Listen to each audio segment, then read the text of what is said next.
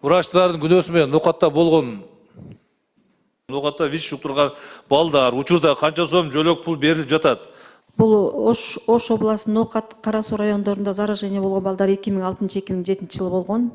Ошо заключение чыккан медициналык кызматкерлердин шалакылыгынан депчи бүгүн ошол балдардын саны 405ке жетти.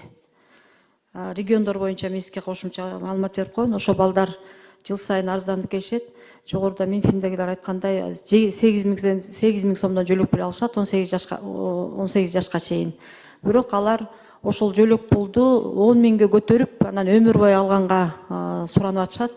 Үй бөлүп бергиле деп суранып атышат.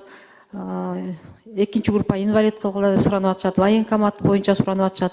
Анан 3 миллионго чейин бизге компенсация төлөп бергиле деп кайрылып атышат. Ошол вопростордун баары каралып атат. Азыркы күндө комиссия түзүлгөн.